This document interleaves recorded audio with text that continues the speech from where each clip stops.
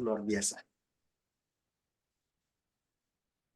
Baik, terima kasih Mas Opan. Selamat malam Bapak Ibu sekalian. Assalamualaikum warahmatullahi wabarakatuh. Salam sejahtera, namo buddhaya, dan juga Om Swastiastu. Waduh, mohon maaf nih, rada keserimpet nih. Oke, Bapak Ibu sekalian, malam ini malam yang berbahagia ya. Karena besok kita mau menjalankan pemilu ya. Mudah-mudahan Bapak Ibu sudah nggak galau ya. Jadi besok kita nyoblosnya juga penuh dengan keyakinan gitu ya. Satu kali coblos, bukan dua kali, apalagi tiga kali ya Bapak Ibu ya. Oke Bapak Ibu, saya akan langsung mulai saja karena waktu yang diberikan cuma 1 jam. Saya akan langsung share ya Bapak Ibu ya.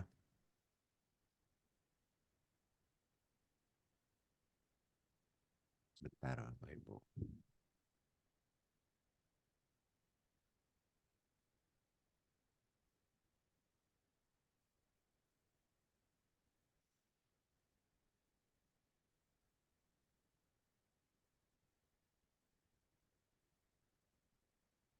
Baik, sudah bisa dilihat ya Mas Sopan? Ya, sudah bisa Ustaz. Jelas ya? Oke. Baik, Udah nanti bisa. tolong kalau Siap, siap, siap, siap. ya, kalau apanya, kalau slide-nya freeze atau ngehang, tolong diinfokan langsung. Jangan terlalu lama karena nanti skipnya kelamaan begitu ya. Baik, Siap. baik. Sekali lagi selamat malam buat Bapak Ibu yang baru bergabung ya. Malam. Selamat malam. Hari ini kita akan sedikit, saya akan sedikit share ya keilmuan. Saya yakin Bapak Ibu yang ikut di sini itu berbisnis. Paling tidak menjadi pelaku bisnis di dalam satu company ya, membantu pimpinannya begitu ya. Jadi apa yang akan saya share ini itu sebenarnya bukan ilmu bisnis yang Bapak Ibu mungkin dapatkan di sekolah bisnis ataupun di fakultas ekonomi begitu ya, di manajemen maupun akuntansi. Tidak. Tapi ini adalah satu keilmuan yang cukup unik gitu ya, karena bicaranya mengenai manajemen betul, betul.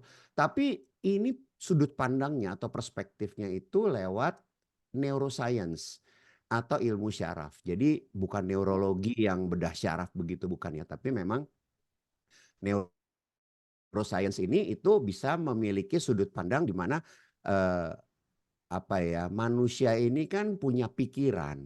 Lalu dari pikiran itu menjadi perasaan dan kemudian pada akhirnya menjadi perilaku begitu ya.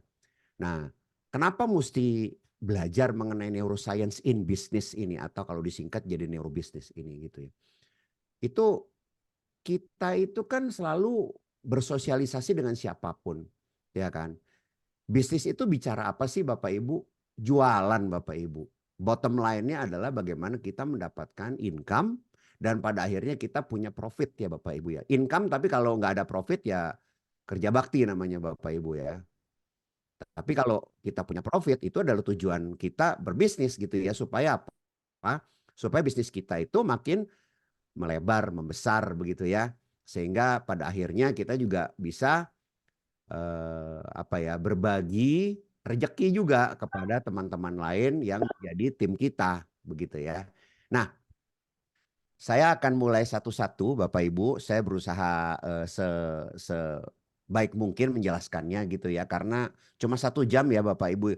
Bapak Ibu perlu tahu bahwa neurobisnis ini ada 3 modul. Nah, masing-masing modulnya ini seharusnya saya harus sampaikan 8 jam. Jadi kalau bicara 8 jam dikali 3 modul, lalu dipres jadi 1 jam, itu betapa sulitnya saya harus memilih mana-mana aja yang harus saya share kepada Bapak Ibu begitu ya. Tapi nggak apa-apa, nggak apa-apa. Tetap saya akan jalankan, tetap saya akan bagikan apa yang saya bisa bagikan pada hari ini, Bapak Ibu. Ya, saya akan perkenalkan diri dulu, Bapak Ibu. Nama saya Francis Kristiawan. Saya adalah alumni IHC.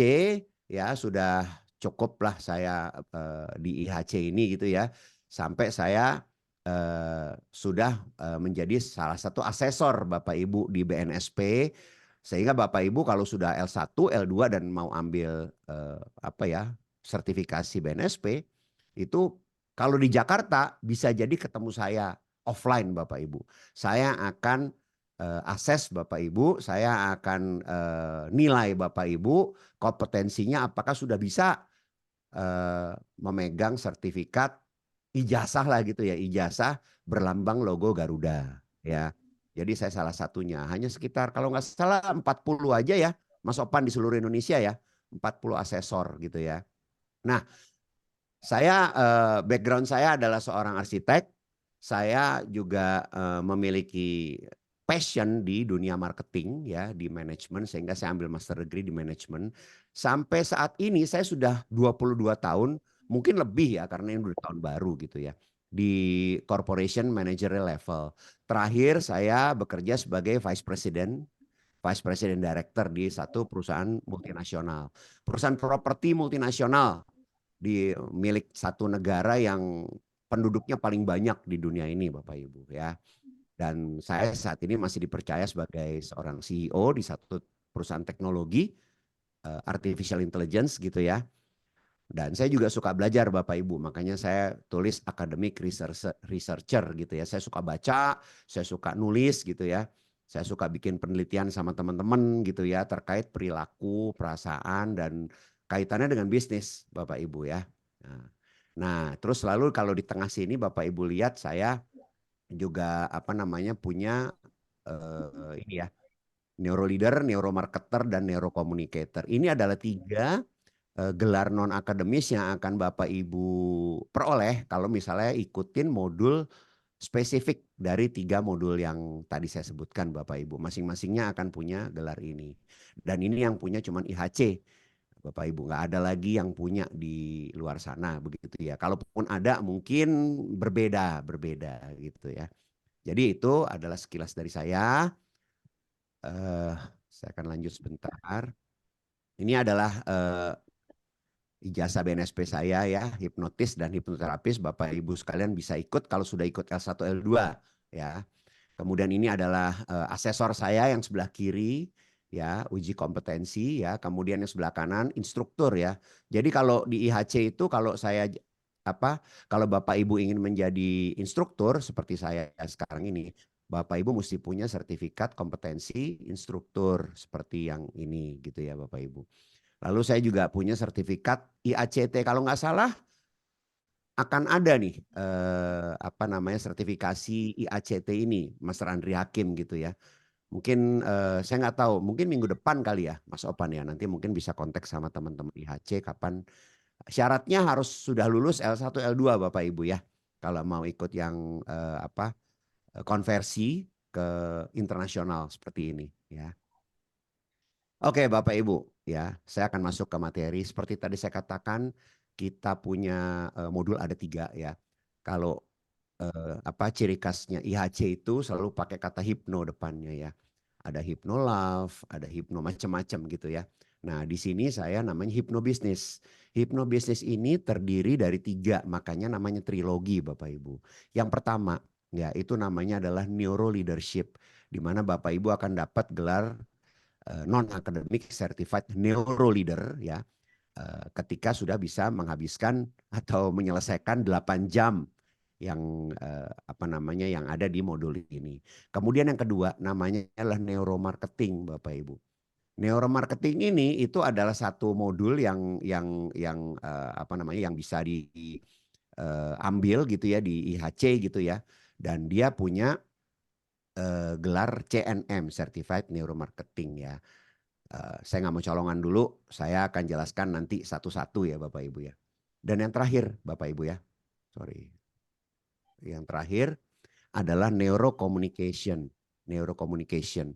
Kalau bicara neurocommunication ini itu adalah puncaknya ya dari trilogi ini Bapak Ibu. Karena di sini Bapak Ibu akan belajar bagaimana berkomunikasi secara verbal, secara nonverbal, berkomunikasi dengan diri sendiri, personal, berkomunikasi dengan orang lain, interpersonal, bahkan juga ada pengetahuan mengenai bias, ya, kognitif bias di masyarakat atau dalam komunikasi, dan juga terakhir saya akan share yang namanya orang-orang toksik itu kayak apa, kenapa mereka dibilang orang toksik dan jenisnya apa aja, lalu ngadepinnya bagaimana, itu di sini Bapak Ibu, di neurocommunication, ya Bapak Ibu ya. Oke, saya akan lanjutkan lagi. Oke, Bapak Ibu ya. Ini adalah nama teori yang saya gunakan untuk ketiga modul tadi.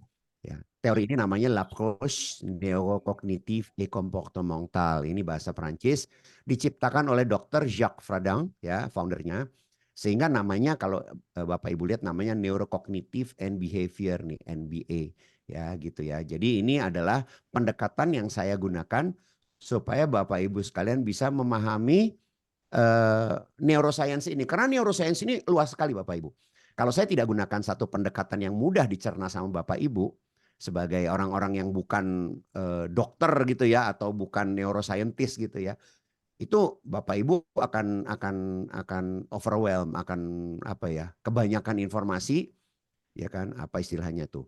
Infobesitas gitu ya. Obesitas informasi sehingga akhirnya bingung dan akhirnya nggak masuk dan akhirnya bosen gitu kan. Nah, jadi ini adalah pendekatan yang sangat-sangat mudah nanti untuk diikuti Bapak Ibu ya. Oke, neurocognitive and behavior approach ini itu ada dalam satu pendekatan di mana pendekatan ini ada 3 hal yang harus kita ketahui. Yang pertama, NBA ini itu bicara mengenai fungsi otak dan perilaku Bapak Ibu ya. Jadi kalau bicara otak ya, itu adalah satu apa ya? Satu instrumen dari diri kita yang sangat-sangat luar biasa Bapak Ibu. Lebih hebat dari komputer yang paling hebat ya. Tuhan begitu menciptakan otak kita ini begitu luar biasa sehingga bisa terciptalah bumi yang luar biasa ini gitu ya. Mulai dari dulu berevolusi sampai hari ini sampai ada bikin apa ya otak buatan artificial intelligence gitu ya. Sampai seperti itu. Sehingga apa? Sehingga ada yang namanya apa ya deep learning atau machine learning kalau di IT gitu ya. Itu mengcopy paste cara kerja otak kita Bapak Ibu. Ya. Nah, kalau di sini di NBA ini ya bicara fungsi otak dan perilaku, itu bicara mengenai pikiran, perasaan dan perilaku Bapak Ibu. Ya. Jadi bagaimana sih sebenarnya otak kita ini bisa membuat satu pikiran menjadi perasaan, lalu perasaan itu menjadi perilaku.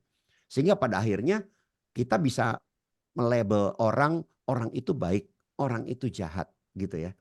Orang ini orang yang luar biasa bijaksana.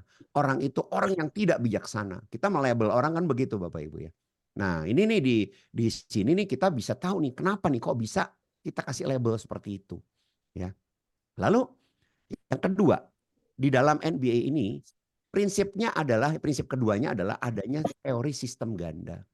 Otak kita ini Bapak Ibu ibarat mobil. Ada sistem otomatis dan ada sistem adaptif ya. Jadi kalau bicara mobil itu ada mobil yang bisa matic, mobil matic ya, tapi Bapak Ibu juga bisa ubah jadi manual tuh biasanya tuh giginya tuh ada di setir tuh biasanya tuh. Gitu kan. Nah, itu otak kita seperti itu ibaratnya. Jadi kalau kita lagi idle, lagi tenang, lagi santai, itu kita otomatis ya. Sistem ini primitif, sudah ada sejak dulu ya. Kemudian responsif, reaktif gitu ya. Dan kita nggak perlu effort banyak-banyak, nggak perlu usaha gede-gede gitu loh untuk bisa jalanin sistem otomatis ini gitu ya. Karena bicara kebiasaan, bicara insting gitu ya, yang kayak gini nih. Nah, sistem otomatis kita ini nanti kita belajar itu dikelola sama satu bagian di otak kita yang namanya limbic system, Bapak Ibu.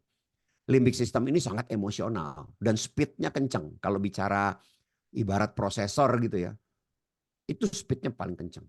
Ya. Nah, kalau sistem adaptif ini sistemnya lebih modern Bapak Ibu, lebih lambat. Ya, jadi speednya nggak sekencang yang sistem otomatis dan perlu effort, perlu banyak energi Bapak Ibu, karena bicaranya mengenai logik dan rasional. Ya, jadi bicara proses belajar, bicara mengenai pengambilan keputusan, ya. Nah, biasanya kalau tadi limbic system ini dikaitkan sama otak depan kita Bapak Ibu yang namanya prefrontal cortex ya. Itu ya. Kemudian secara implikasi, kenapa? Apa untungnya kita tuh bisa ngerti mengenai teori ini? Ya.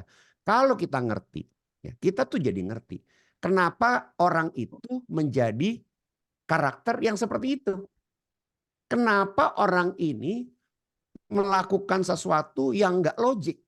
Kenapa orang yang lain itu melakukan sesuatu yang harusnya dilakukan seperti ini menurut pikiran kita, dia tidak lakukan tapi malah melakukan hal lain yang harusnya tidak dia lakukan. Nah ini kan, jadi bikin kita jadi bingung gitu kan, kenapa kok orang-orang ini beda-beda kalau ambil satu keputusan atau satu tindakan gitu ya. Nah ini implikasinya begitu. Kita jadi paham gitu Bapak Ibu ya. Nah aplikasinya yang pertama itu bisa di klinis Bapak Ibu ya. Kemudian di pendidikan. Lalu yang terakhir yang akan kita bahas ini itu adalah di bisnis Bapak Ibu ya. Di organisasi dan bisnis. Karena bicara kepemimpinan, bicara mengenai marketing gitu ya. Bicara mengenai komunikasi secara umum dan juga kita paham karakter-karakter orang yang aneh-aneh itu seperti apa aja gitu kan. Kok bisa ada orang kayak gitu? Kenapa dia bisa begitu gitu kan. Nah ini adalah semuanya untuk kaitannya dalam bisnis Bapak Ibu ya. Saya nggak akan bicara konteks klinis. Jadi kalau Bapak Ibu di dalam kelas ini tanya sama saya mengenai apa ya terapi lah dan lain sebagainya, mungkin itu di luar konteks. Walaupun saya akan coba jawab gitu ya. Tapi itu di luar konteks Bapak Ibu. Karena konteks kita adalah bicara bisnis ya. Nah ini adalah otak kita Bapak Ibu. Nah otak kita ini itu ada 4 warna. Warna merah, warna orange, warna kuning, dan warna biru Bapak Ibu. Ya, kalau bicara yang pertama warna merah itu namanya reptilian brain Bapak Ibu. Reptilian brain ini adalah kita sebut aja otak belakang biar gampang ya. Otak belakang kita ini adalah bagian otak yang paling primitif Bapak Ibu, yang paling bikin kita tuh reaktif terhadap ancaman dari luar. Ya, nanti kita bahas. Kemudian ada lagi yang namanya prefrontal cortex yang warna biru, otak depan kita ya. Otak depan kita ini adalah yang bertanggung jawab atas logika, rasional, pengambilan keputusan. Berhitung, itu semuanya ada di sini Bapak Ibu ya. Kemudian ada lagi yang namanya paleolimbik ya, ada yang namanya neolimbik, tapi dua ini itu jadi satu yang namanya limbik system Bapak Ibu. Paleolimbik kalau lihat paleolimbik ada kayak telur itu di sini Bapak Ibu. Ini namanya amigdala. Amigdala ini adalah bagian dari otak kita yang ada di kedua hemisfer kiri dan kanan yang bertanggung jawab atas emosi. Jadi kalau Bapak Ibu sedang marah, sedang takut, sedang sedih, sedang gembira, itu tuh kerjaan dia, kerjaan si amigdala ini, gitu ya. Amigdala ini adalah bagian penting selain hipotalamus, ya, yang ada di limbik sistem kita, ya, yang bicara emosi. Sehingga kalau bicara limbik sistem itu adalah bicara tentang emosional. Tapi kalau bicara prefrontal cortex atau prefrontal brain bicaranya adalah logika dan rasional Bapak Ibu ya. Oke, dari sini saya akan lanjut lagi. Kalau bicara pikiran dan perasaan dan perilaku, saya ada metafora nih Bapak Ibu. Biar Bapak Ibu paham semua cara kerja otak kita sebenarnya gampang kok. Ya, gampang dimengerti. Ambillah ya, toko komputer untuk membeli laptop. Nah, pertanyaan saya Bapak Ibu, apakah setelah membeli laptop ini Bapak langsung bisa gunakan? Bu harus melakukan apa ya? Harus memiliki softwarenya dulu kan. Buat apa komputer ini? Oh, buat bekerja, buat Microsoft Word, buat Excel, buat PowerPoint dan lain sebagainya. Nah, baru dong Windows-nya dulu, ya kan?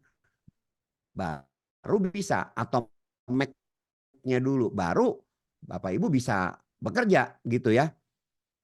Kalau yang desainer harus punya Adobe Photoshop, harus kan. Tapi kalau komputernya itu sendiri mana bisa, harus ada software dulu ya. Nah, untuk punya software ini ya, selain membeli softwarenya itu harus dilakukan Bapak Ibu. Bapak Ibu harus melakukan yang namanya instalasi. Diinstal dulu dong.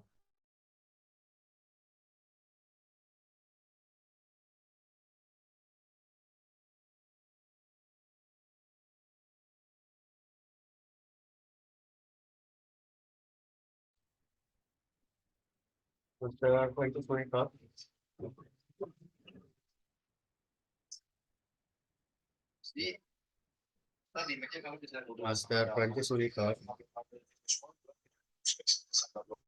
Itu Bapak Ibu kan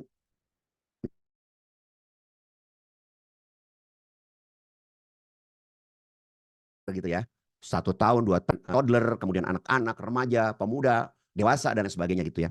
Itu tuh Bapak Ibu diprogram sama siapa? Sama orang tua. Menggunakan apa? Repetisi. Ya kan?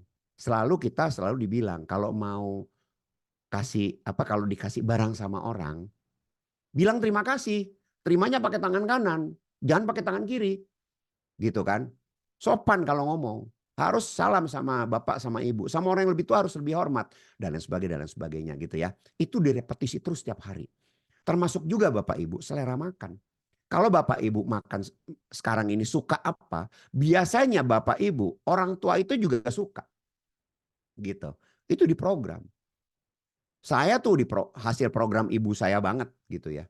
Saya suka duren itu gara-gara papa saya tuh doyan banget sama duren. Sehingga apa? Di program duren itu enak, duren itu luar biasa, duren itu enak manis. Dulu mah duren mah nggak ada seperti sekarang, ada montong, ada bawor, ada blackthorn gitu ya, ada musangking. Dulu mah duren ya duren aja gitu kan. Tapi itu diprogramnya sedemikian rupa, ngelihat papa saya makan duren begitu enaknya gitu ya, baunya juga enak gitu ya, harum gitu ya. Karena dibilang, enak ini enak ya, sehingga baunya buat saya harum Bapak Ibu. Tapi ada juga teman saya yang cium baunya aja udah muntah gitu loh. Ya kan? Itu adalah bukti. Ternyata benar orang tuanya nggak suka duren gitu kan. Dan dibilang dari dulu bahwa duren itu baunya nggak enak. Aduh, enak baunya. Sehingga apa? Jadi program Bapak Ibu direpetisi. Tapi sebenarnya kita juga bisa gunakan hipnosis buat edit semua yang sudah terrepetisi itu Bapak Ibu. Ya lewat hipnosis. Ya kan? Bisa edit juga. Yang tadinya nggak suka duren, mau suka duren harus mau dulu. Saya kepengen banget bisa suka duren. Saya kepengen banget. Loh kenapa Bapak kok kepengen suka duren? Soalnya pacar saya suka duren juga. Kalau dia lagi makan duren, sayanya tutup hidung begini kan nggak romantis ya. Jadi saya kepengen suka duren. Ini benar nih Bapak suka duren. Dari saya sendiri itu bisa Pak. Bisa gitu ya. Bisa diprogram, diedit. Perlahan-lahan dia lama-lama minimal nggak enak dulu baunya. Lama-lama dia bisa makan bareng sama pacarnya itu. Ya. Jadi Bapak Ibu kalau sudah ikut L1, sudah ikut L2, itu ilmu yang sangat dahsyat hipnosis itu. Karena bisa ngedit juga di hardware kita yaitu otak Bapak Ibu. Oke ya. Jadi saya akan masuk ke bagian 1 ya. Modul 1 namanya leadership. Ya sebenarnya nggak cuma ada 7, tapi banyak Bapak Ibu ya. Karena kalau bicara kelas sertifikasi gelar non akademis itu online-nya 4 hari Bapak Ibu. Online-nya 4 hari. Cuma bicara neuro leadership aja. Gitu ya. Nah ini karena ini adalah perkenalan, saya akan kasih begitu ya. Jadi poin-poin penting di dalam kelas neuro leadership ini. Ya. Yang pertama pasti saya akan introduce dulu, kemudian saya bicara SCAF model, ya dominance leadership, Paleolympic Quadrant, RSM, SQM yang nomor 6, dan juga nanti terakhir saya akan bicara mengenai Stanford Prison Experiment. Apa itu? Kok namanya aneh-aneh gitu ya. Kita mulai aja Bapak Ibu ya. Neuro leadership ini Bapak Ibu ilmunya ada beneran Bapak Ibu. Bukannya dibuat-buat sama saya atau IHC. Karena yang buat namanya Bapak Bule ini. Pak David Rock gitu ya. Pada tahun 2007 dia bikin nih satu istilah neuro leadership yang juga jadi bahan penelitian banyak orang. Termasuk si ini nih. Xiao-Fen Buell ini kan di tahun 2014 itu bikin penelitian juga. Dia bilang bahwa neuro leadership ini itu adalah penerapan neuroscience ya pada praktek kepemimpinan. Bicara mengenai manajemen perubahan, konsultasi, edukasi, dan juga coaching Bapak Ibu ya. Jadi Bapak Ibu yang namanya leader sama neuro leader itu beda Bapak Ibu ya.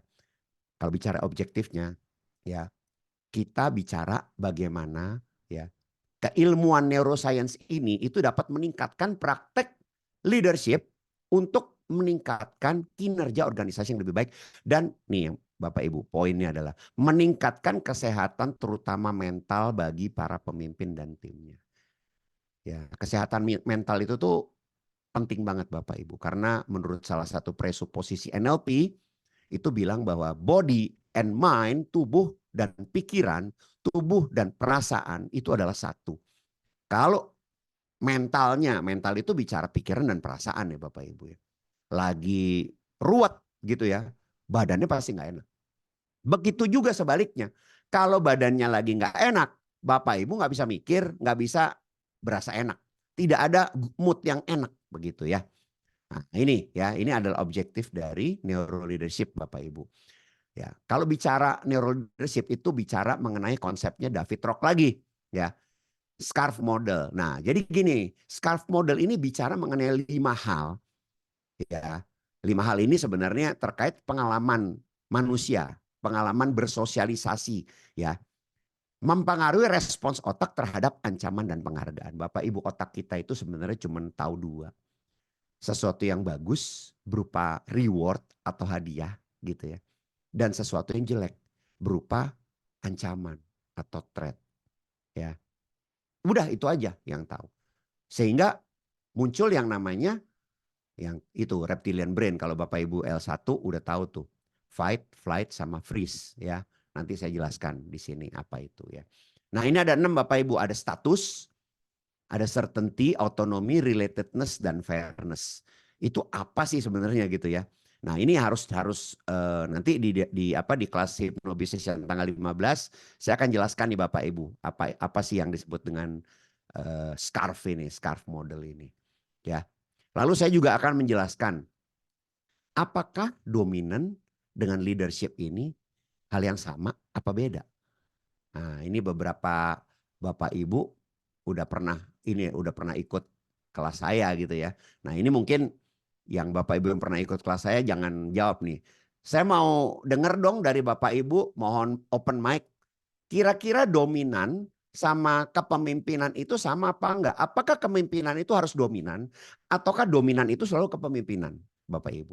Boleh ada yang open mic? Silakan.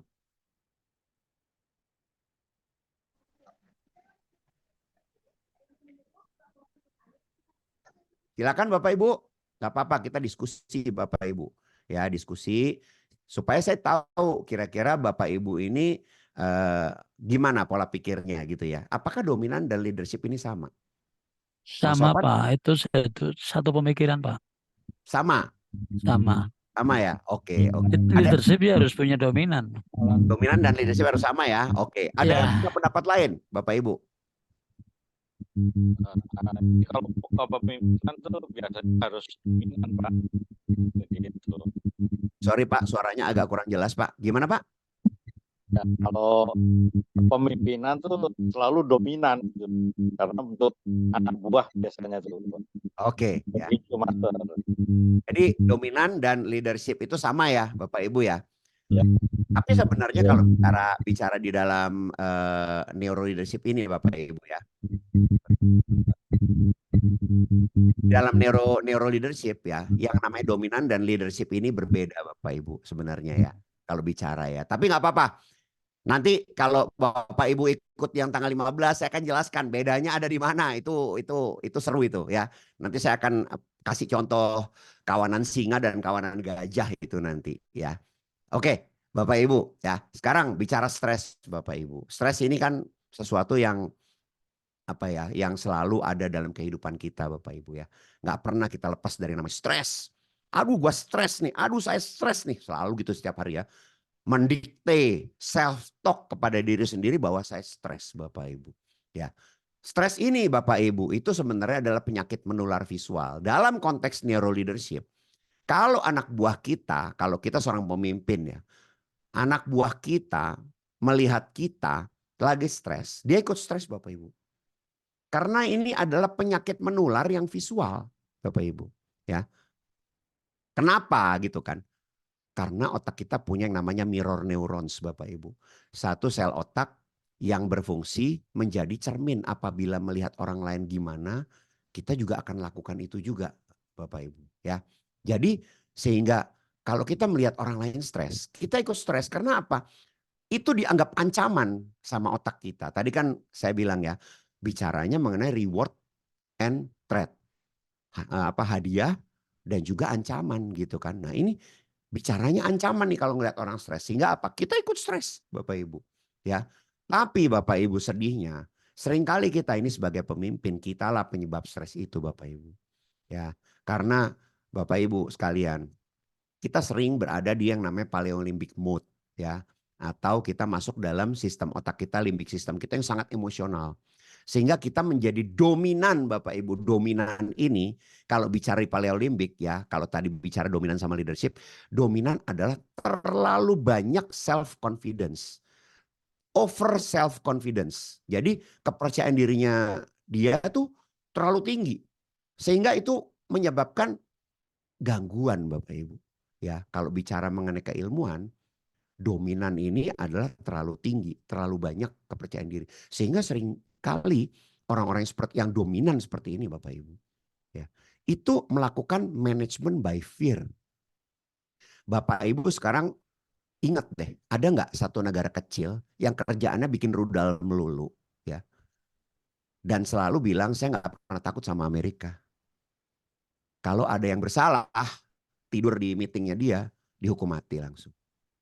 Pakai rudal, hukum matinya, bukan cuma ditembak biasa. Ya, itu manajemen by fear Bapak Ibu. Banyak sekali pimpinan-pimpinan perusahaan ya di Indonesia lah ya, itu yang melakukan manajemen by fear seperti beliau itu. Sama, ya bedanya nggak dihukum, nggak pakai hukuman mati lah gitu ya. Cuman dikit-dikit SP, dikit-dikit pecat gitu ya. Itu ya, pakai ancaman, pakai teriakan, ya kan. Bahkan ada yang melecehkan loh Bapak Ibu, pimpinan itu. Ya, nah manajemen by fear ini bikin stres orang Bapak Ibu. Anak buah kita jadi stres melihat kita kayak gitu. Sehingga banyak sekali orang yang resign bukan karena dapat pekerjaan yang lebih baik atau gaji yang lebih bagus, bukan. Tapi untuk menyelamatkan dirinya supaya mentalnya tetap bisa waras Bapak Ibu. Dia keluar dari tempat itu. Dia bilang lingkungannya toksik ya. Nah, itulah ya. Tapi kadang-kadang ya anak buah yang segitu banyak itu bersatu Bapak Ibu. Lalu ngomong sama bosnya. Kenapa bos seperti itu sama kami? Kami salah apa sampai bos melakukan manipulasi? Itu kan ada ada network. Ya Gitu kan kan? kamu otomatis kenali so Berarti Nah, tulis Mas Sopan bisa tolong di mute dulu? Oke, terima kasih. Ya, jadi ketika dikonfrontasi sama anak buahnya yang lagi kumpul gitu, Bapak kenapa begitu? Ah, saya kan cuma bercanda aja. Kalian jangan baper dong. Saya kan cuma bercanda. Udahlah, hal kecil aja dimasalahin. Pura-pura bercanda. Nah, kalau Bapak Ibu ikut di Neurocommunication saya series 3 nanti, saya akan bahas satu karakter toxic people yang namanya narsisistik. Ini narsisistik Bapak Ibu. Ya, salah satu poinnya adalah ini. Jadi kalau Bapak Ibu bilang lagi narsis gitu ya. Lagi selfie terus, yuk narsis sedikit, narsis sedikit. Narsis itu penyakit jiwa Bapak Ibu. Itu adalah salah satu dari dark triad. 3 penyakit jiwa yang banyak terjadi di kalangan masyarakat perkotaan Bapak Ibu. Ya, narsis. Jadi kalau Bapak Ibu bilang saya mau narsis, itu sama aja Bapak bilang saya mau dapat gangguan jiwa gitu ya. Narsis itu adalah gangguan jiwa Bapak Ibu. Ya. Oke, bagaimana ngadepin stres anak buah kita? Kita harus menguasai yang namanya relational stress management. Ya, bagaimana kita menghadapinya, kemudian bagaimana kita juga melakukan apa? Mengenali tanda-tandanya gitu ya, mengenali tanda-tandanya, kemudian melakukan apa? Melakukan hal yang tepat untuk mengurangi kadar stres gitu ya. Bentar Bapak Ibu ini agak mengganggu. Oke, gitu ya. Jadi namanya RSM, Relational Stress Management. Nah, relational stress management ini itu Bapak Ibu ada di neuro leadership dan perlu waktu saya untuk kasih taunya. Bagaimana ketemu sama yang namanya stres itu lalu orang-orang ini kita taklukkan gitu kan. Karena orang kalau ketemu stres itu ada 3 Bapak Ibu. Ada yang lawan, fight, ada yang diem aja, freeze gitu ya. Ada yang kabur Bapak Ibu. Flight atau flee ya. Nah, masing-masingnya ini itu ada caranya masing-masing Bapak Ibu buat ngadepinnya. Oke. Nah, salah satu ya ada salah satu strategi Bapak Ibu yang namanya Socratic questioning method. Ya. Socratic questioning method ini adalah salah satu teknik saya nggak bilang NLP lah ya, tapi ini adalah salah satu teknik neuro leadership yang bisa digunakan untuk apa? Untuk bisa membangun pemikiran kritis, merangsang pemikiran kritis dari orang yang sedang bermasalah Bapak Ibu. Contohnya, ketika ada orang yang lapor ke HRD gitu ya. Kemudian atau ke Bapak Ibu lah sebagai pimpinan gitu ya lapor bahwa dia sebel sama satu orang karena orang itu kayaknya tidak pernah hormat sama dia. Nah, dia akan ngomong sama Bapak Ibu, tapi Bapak Ibu tidak akan menjawab apa yang dia tanyakan dengan jawaban. Tapi menggunakan balik tanya lagi ke dia. Tanya lagi gitu loh. Ya kan? Ini harus pakai contoh sih Bapak Ibu ya. Jadi tanya terus, tanya terus, tanya terus, tanya terus. Lalu menurut Bapak dengan begitu Bapak lebih happy. Lalu menurut Bapak dianya begitu. Dia nggak menghormati Bapak itu karena dia sebel sama Bapak. Apakah orang lain juga melakukan itu kepada Bapak? Apakah sampai akhirnya dia punya pemikiran kritis. Dan pemikiran kritis ini itu akhirnya membuat dia punya kesimpulan sendiri terhadap apa yang dia sedang adukan masalahnya gitu ya Bapak Ibu ya. Ini sangat powerful Bapak Ibu. Bisa digunakan dalam marketing juga, komunikasi juga ya. Dan juga leadership gitu ya. Socratic questioning method diciptakan sama Socrates ya Bapak Ibu ya. Diciptakan sama Socrates. Oke. Nah ini adalah Stanford Prison Experiment Bapak Ibu ya. Saya akan setelkan sebentar videonya Bapak Ibu ya.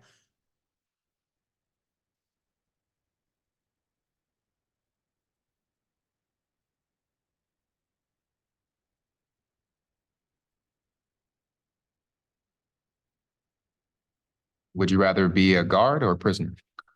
I don't think I have the qualities to be a guard. Prisoner. Prisoner, I guess. Prisoner sounds like it would be a little less work. Prisoner. Why's that? Nobody likes guards. Good afternoon, gentlemen. This experiment will be an extension of my research into the effects prisons can have on human behavior. You're going to be pleased to know that you all have been chosen to be the prison guards. But under no circumstances whatsoever are you to physically assault the prisoners in any way. So remember, just as you were watching the prisoners, my graduate staff and I will be watching you. All right, gentlemen, we're going to have ourselves a lot of fun. Rule number 1, prisoners must remain silent. This is an exercise period. Okay, is it just me, or are these guys taking this thing a bit too serious? Why don't you give me 20 push-ups? Look at this guy. Thinks he's John Wayne or something. You address me as Mr. Correctional Officer. This might be an interesting 2 weeks after all. Why don't you make up your bunk, 8612? I did, Mr. Correctional Officer. Well, that's not what I see. Hey, what are you doing?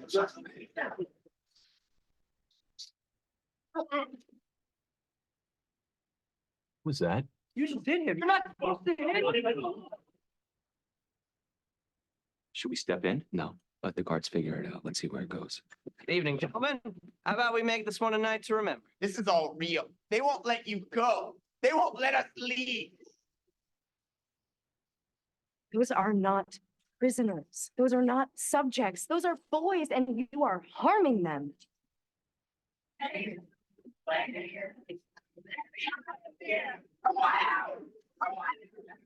thought you were gonna get the fight time in the yard, boy? Is that what you thought this was gonna be? I had no idea it would turn out this way.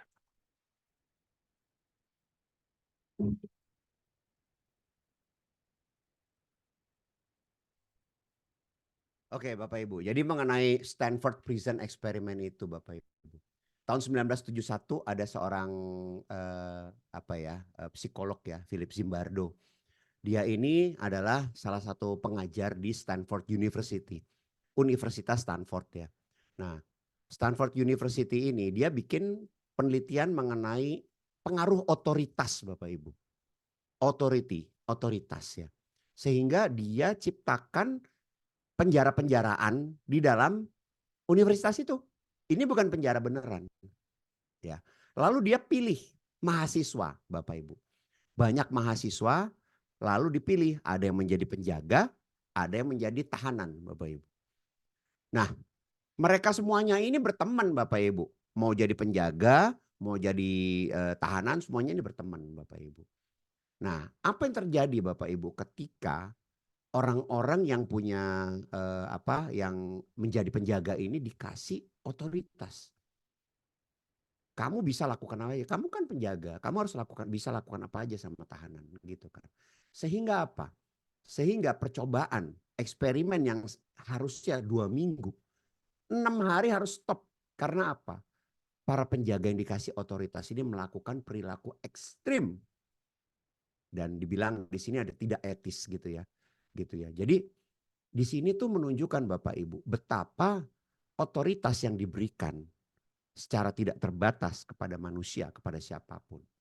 Apabila dilepas seperti ini, itu akan menyebabkan orang lain jadi terganggu jiwanya.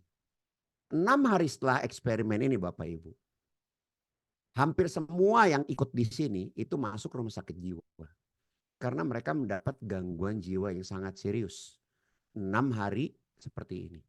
Ya. Timbul yang namanya narsisistik, Machiavellianism, timbul yang namanya psikopat gitu ya. Muncul semua hanya karena dikasih otoritas, Bapak Ibu.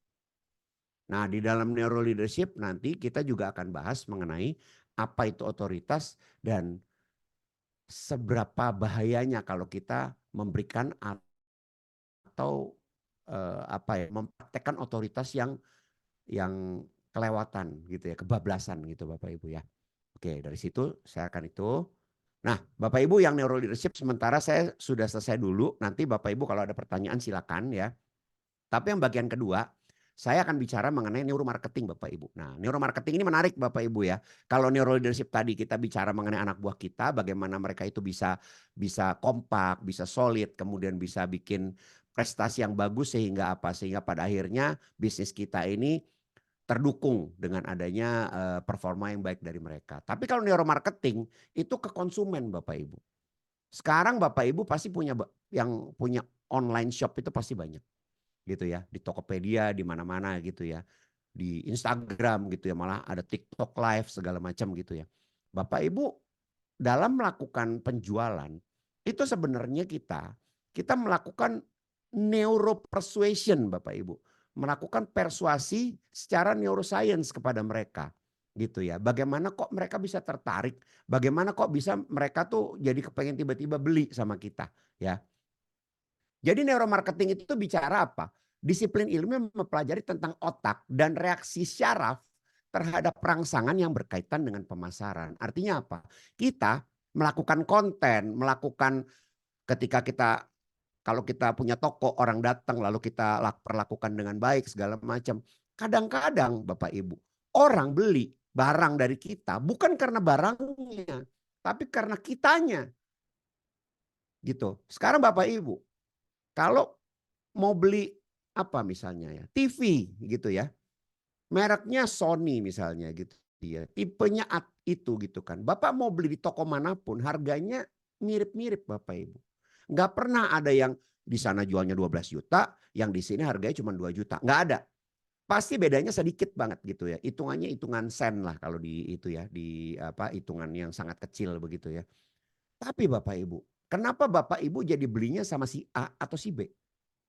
Karena Bapak Ibu nyaman sama mereka. Bukan masalah TV-nya. TV mau beli sama siapa aja juga bisa. Mau beli di Tokopedia juga bisa. Tapi karena Bapak nyaman dengan si A atau si B tadi. Dia senyum, dia memberi salam kepada Bapak. Dia ngerti kebutuhan Bapak, konsultatif gitu ya, sifatnya ngobrol. Bapak tuh butuhnya TV yang kayak apa gitu ya. Bukan cuma jualan barang doang gitu kan. Akhirnya Bapak belinya sama dia. Padahal mungkin aja di tempat lain ada yang beda 200.000 atau 100.000 gitu ya. Tapi Bapak lebih mahal 200.000 atau 100.000, cincai lah, oke lah gitu ya. Kata orang Chinese bilang cincai lah gitu ya. Karena apa? Karena sebenarnya kalau bicara marketing itu pengambilan keputusan di marketing konsumen itu bicara mengenai proses berpikir dan kedua adalah emosi konsumen. Kalau emosi Bapak Ibu dibawa enak sama satu sales, beli Bapak Ibu sama dia. Tapi kalau dianya kayak biarin kita gitu ya, disapa enggak, asal-asalan, ngasih brosurnya dilempar segala macam, Bapak Ibu pasti akan berpikir lain terhadap orang ini. Gitu kan. Nah, nanti di dalam neuromarketing dan neurocommunication saya akan juga bicara mengenai reframing Bapak Ibu ya. Bagaimana kita memaknai satu hal gitu ya. Nanti ada juga ya, saya lanjut dulu. Nah, Bapak Ibu, kalau bicara penjualan, 95% dari keputusan pembelian itu adalah di bawah sadar Bapak Ibu. Kalau sudah ikut L1, Sigmund Freud kan bilang ya, 88 sampai 90% pikiran kita, kehidupan kita dikontrol sama pikiran bawah sadar. Sama Gerald Zoltman, itu seorang profesor di Harvard University, itu bilang bahwa 95% keputusan pembelian itu bawah sadar Bapak Ibu. Jadi Bapak Ibu kalau beli sama si A sama si B yang tadi cerita saya, itu bawah sadar Bapak Ibu tuh udah kena sama dia. Bapak sama Ibu sudah senang sama dia itu, Bapak Ibu sudah kena pikiran bawah sadar Bapak Ibu sama dia. Nah, tinggal kita sebagai seorang pemasar, seorang bisnismen yang punya barang atau jasa yang mau dijual, gimana caranya pengaruhin bawah sadar itu? Caranya gimana? Gitu kan. Nah, lalu kenapa harus neuromarketing? Kenapa sih kita mesti belajar neuromarketing? Yang pertama Bapak Ibu, bahwa tadi saya bilang 95%, Gerald Zoltman bilang, bahkan ini Zurawicki bilang 90% itu diproses bawah sadar Bapak Ibu. Informasi apapun, termasuk pengambilan keputusan. Lalu kedua Bapak Ibu, kita itu kan bukan zaman 80-an lagi Bapak Ibu yang pakai pemasaran tradisional. Pemasaran tradisional ini kan kita coba-coba Bapak Ibu. Pakai TV, pakai koran, pakai radio, pakai flyers gitu ya. Pakai macam-macam begitu kan ya. Nah, kalau zaman dulu kan begitu Bapak Ibu. Pakai billboard di pinggir jalan gitu kan. Itu kan very costly ya, sangat mahal gitu ya. Karena apa? Karena kita tidak tahu gimana caranya supaya konsumen kita itu bisa tertarik lalu beli barang kita. Nggak tahu. Karena apa? Belum ada ilmu neuromarketing zaman itu Bapak Ibu. Ya. Nah, dan di sini nih ada 2 penelitian bilang bahwa pemasaran tradisional itu sering tidak mendapat info bawah sadarnya konsumen. Jadi kadang-kadang riset pasar itu meleset Bapak Ibu. Karena apa? Riset pasar tradisional itu tidak melihat faktor pikiran bawah sadar. Gitu Bapak Ibu ya. Yang ketiga Bapak Ibu adalah kita ya tadi saya katakan, kita jadi optimal strategi pemasaran kita. Oh, target market kita, target market X. Artinya saya tidak perlu pasang billboard yang miliaran itu, pajaknya doang gitu kan. Cukup sosmed. Sosmed pun karena target saya, target X ini cuma ada di Instagram, tidak di LinkedIn, ya saya harus hajar di Instagram. Saya hajar di TikTok. Gitu Bapak Ibu. Sehingga apa? Ya udah kos saya di situ aja. Tidak perlu kos yang lain-lain yang buang-buang duit. Lebih optimal Bapak Ibu. Ya itu ya. Ini makanya kita perlu yang namanya neuromarketing di sini. Nah, dalam neuromarketing Bapak Ibu ada 2. Ada aspek fungsional dan aspek emosional. Bapak Ibu biar gampang pakai inilah ya, pakai contoh. Jam tangan sama tas Bapak Ibu. Kalau kita mau ngomong fungsional, jam tangan itu fungsinya buat lihat waktu Bapak Ibu. Ya kan? Tergantung posisi Bapak berada, waktunya berbeda gitu kan. Tapi ujungnya semua jam tangan di dunia ini dimanapun kita berada fungsinya buat lihat waktu. Tas Bapak Ibu fungsinya buat membawa barang-barang yang kita butuhkan di perjalanan Bapak Ibu. Ya, kalau wanita kan bawa alat dandan gitu ya. Kalau kita kan bawa laptop, bawa apalagi alat tulis gitu ya. Mungkin bawa tumbler seperti saya gitu kan ya, bawa tumbler, bawa lain sebagainya. Tapi Bapak Ibu, itu namanya fungsional aspek, membawa barang dan melihat waktu. Ada yang namanya emosional aspek. Makanya bisa ada jam tangan harga 200.000 atau 100.000. Ada juga yang harganya 20 miliar Bapak Ibu. Ada Bapak Ibu. Limited edition. Cuma ada 5 di dunia. Hanya ada we only built 5 di dunia. Very very limited. Gitu kan. Nah, itu emosional aspek Bapak Ibu. Sehingga ada juga tas yang harganya 10 miliar. Koleksi musim panas tahun 2023. Itu udah nggak bisa dijual lagi di tahun 2024. Udah masuk ke outlet Bapak Ibu. Yang harganya 10 miliar udah ada second. Udah nggak mau lagi orang-orang kaya itu Bapak Ibu. Ya kan? Tapi fungsinya sama. Bawa bedak juga, bawa lipstick juga. Ya, bawa laptop juga gitu kan, bawa bolpen juga, sama fungsinya. Nah, ini juga intinya itu Bapak Ibu, bagaimana kita memainkan emosional aspek dari apa yang kita jual. Mau jual jasa, mau jual barang, semuanya sama. Emosional aspek ini yang paling bawa cuan gitu ya, paling bawa untung lah, profit di kita Bapak Ibu. Ya. Nah, Bapak Ibu ya, tadi saya sempat sebutkan kalau bicara reptilian brain ini itu pada saat menghadapi bahaya kita bisa lawan, bisa kabur, bisa diem aja. Fight, flee, dan freeze. Ya kan, ketika menghadapi stres. Stres ini ancaman Bapak Ibu buat otak kita. Ya, tadi kan bicara stres ya, itu otak kita tuh sudah menganggap itu sebagai ancaman. Tapi Bapak Ibu, sebenarnya dalam kondisi aman, reptilian brain kita tuh ngapain? Apakah cuma menghadapi bahaya juga? Enggak. Pada kondisi aman juga ada Bapak Ibu. Yang pertama adalah menghindari bahaya Bapak Ibu. Avoid danger. Kemudian avoid starvation. Menghindari lapar Bapak Ibu. Ya. Dan yang ketiga adalah reptilian brain kita ngapain lagi? Procreation. Berkembang biak Bapak Ibu. Ya. Nah, avoid danger, avoid starvation. Itu saya bahas di neuro leadership karena itu sangat-sangat relate dengan kepemimpinan. Tapi kalau procreation ya, jadi ada 3 nih, avoid danger, starvation, dan procreation. 3-tiganya ini sangat relevan di neuromarketing Bapak Ibu. Sangat penting Bapak Ibu kuasai kalau Bapak Ibu mau jualan. Mau mempengaruhi calon pembeli, potensial buyer Bapak Ibu lewat konten, lewat apapun juga gitu ya. Termasuk personal selling pun Bapak bisa gunakan ini semua. Ya. Nah, ini bicara mengenai 3 dalam kondisi aman Bapak Ibu. Nah, lalu di marketing Bapak Ibu, itu tadi ada emosional aspek. Nah, terus gimana kita mainin emosional ini supaya kita bisa jualan dengan enak?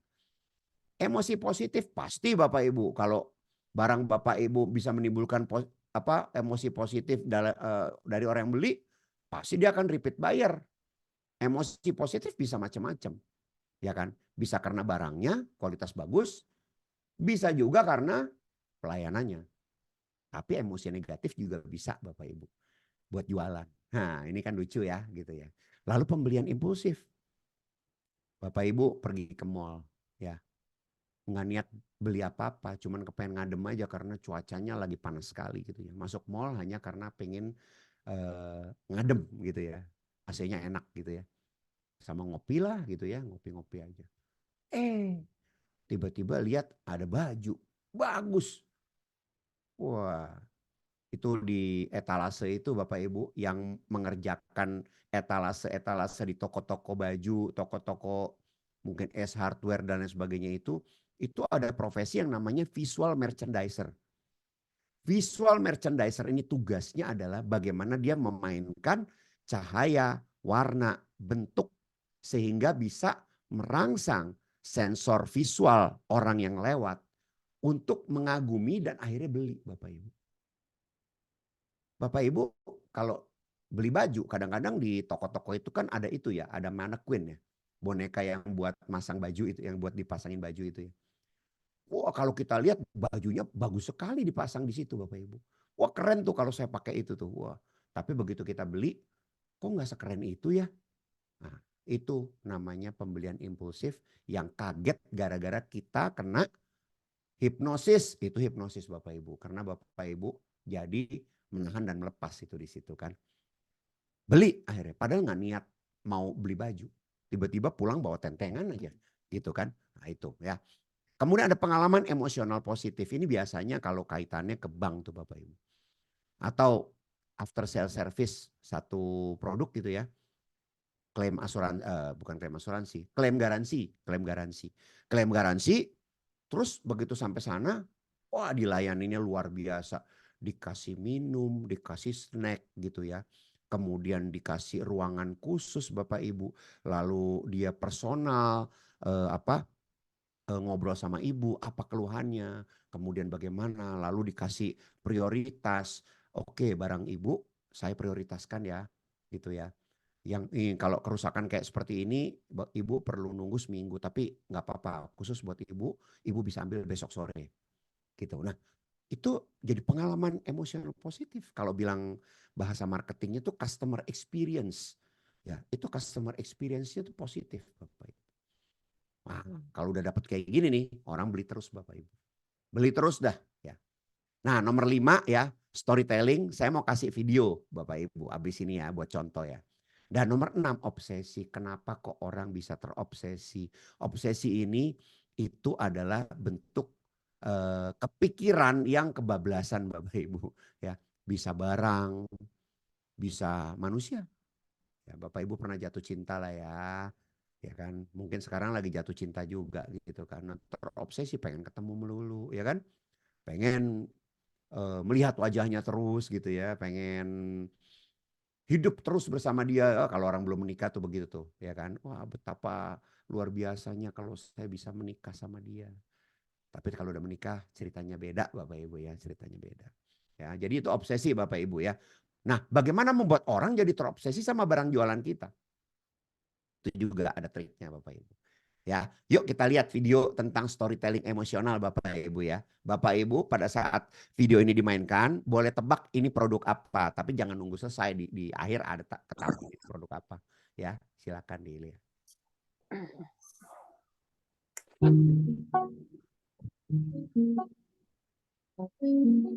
Raffi, Raffi,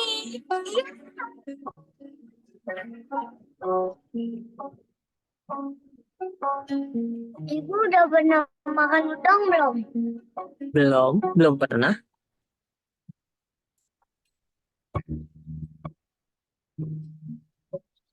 Saya kemana?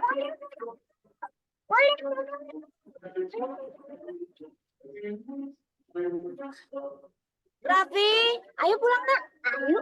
1, 2, 3.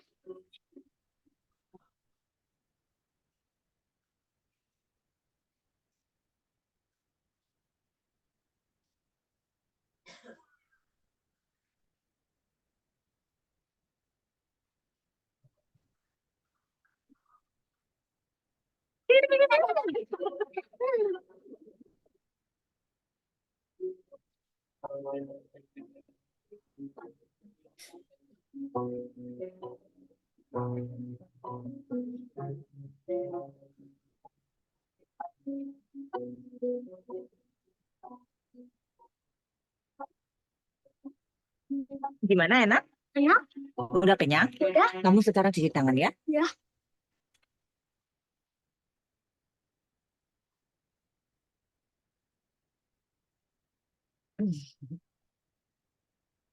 Ini bagian paling enak.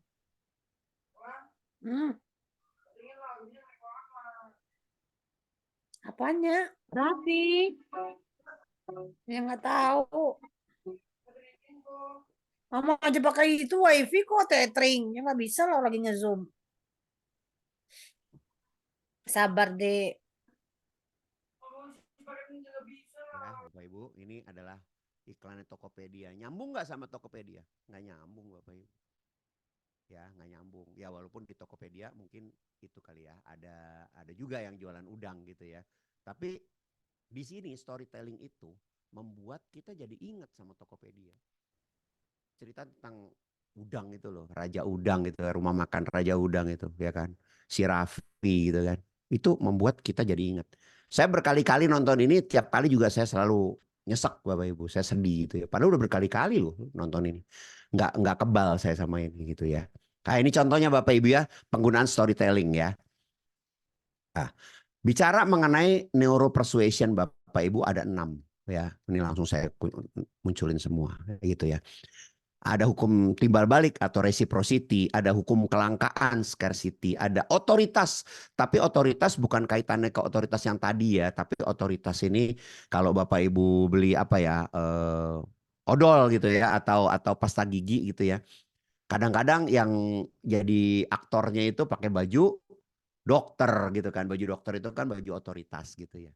Lalu ada komitmen, ada liking, dan ada social proof ya Bapak Ibu. Nah ini 6 jurus sakti neuropersuasion ini akan saya kupas satu-satu nanti di neuromarketing nantinya ya. Nah, termasuk juga bias kognitif konsumen. Bias kognitif konsumen itu banyak Bapak Ibu. Di dalam neuromarketing bukan cuma 5. Ada beberapa yang lain. Tapi di sini ya karena waktunya tinggal sedikit lagi saya mau kebut nih Bapak Ibu ya. Yang nomor 2 Bapak Ibu, bias digit kiri. Bapak Ibu kalau kayak tadi ya Mas Opan bilang harganya nggak mahal kok. Tapi 499. Yang Bapak Ibu dengar 499 tapi yang ada di otak kita di dalam persepsi kita adalah 4-nya doang Bapak Ibu. Sama kayak beli barang 199. Itu cuma satunya doang padahal itu 200. Gitu loh. Bukannya 100.000 tapi bukannya 100 rupiah tapi 200 rupiah tapi dibilangnya 199. Itu namanya bias digit kiri Bapak Ibu. Otak kita itu terbiasa mempersepsikan cuman yang digit paling kiri aja. Digit yang kanan-kanan itu nggak dipeduliin sama otak kita. Gitu ya. Nah ini adalah bias digit kiri. Terus kemudian yang goal gradient effect yang nomor 3. Nah contoh lah ya paling gampang Bapak Ibu kan pasti tahu Starbucks ya. Starbucks itu Bapak Ibu kalau Bapak Ibu bayarnya pakai Starbucks card-nya dia yang sekarang udah jadi aplikasi. Itu tuh nambah poin terus Bapak Ibu. Ketika nambah poin, yang tadinya green gitu ya, hijau, membershipnya hijau, bisa jadi gold kalau sudah 400 poin gitu kan. Nah ketika jadi gold itu bisa macam-macam Bapak Ibu. Dapat reward harga 50.000 dapatnya 2 gitu ya. Minuman yang spesial lagi gitu kan, bukan minuman yang biasa-biasa, minuman spesial gitu kan. Bisa dapat free makanan, bisa dapat macam-macam gitu kan. Sehingga apa Bapak Ibu? Saya nih salah satu korban goal gradient effect ini. Saya jadi ngejar poinnya Bapak Ibu. Tiap kali ngopi saya nggak mau tempat lain. Orang ngajakin kopi kenangan, enggak Starbucks saya bilang. Bukan karena Amerika, bukan. Tapi karena ada ini Bapak Ibu. Ada goal gradient effect yang saya terjangkit gitu ya. Saya kumpulin supaya saya goal. Nah, berhasil sih ya 2 hari yang lalu saya jadi gold gitu kan. Dan saya dapat banyak rewardnya gitu. Puas gitu Bapak Ibu. Nah terus ternyata di atasnya gold masih ada lagi ntar. Apalagi namanya platinum atau apa-apa diamond gitu ya. Itu dikejar lagi nanti. Ya itu saya santai aja gitu kan.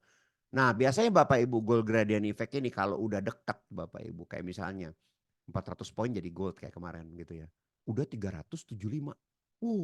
Saya sehari bisa 2 kali pergi ke Starbucks dulu.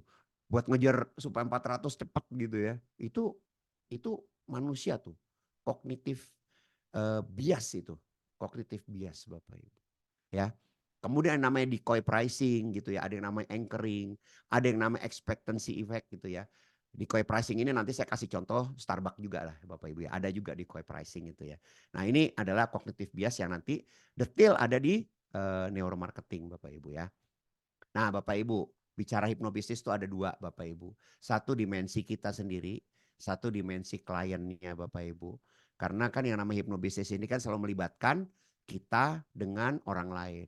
Karena kita butuh ada income, kita butuh memberikan pelayanan kepada orang lain. Menjual barang kepada orang lain. Sehingga kita bisa dibayar dan akhirnya kita memperoleh profit Bapak Ibu. Nah salah satu hal yang kita harus lakukan dalam jualan ini bukan cuma nawarin tapi juga negosiasi.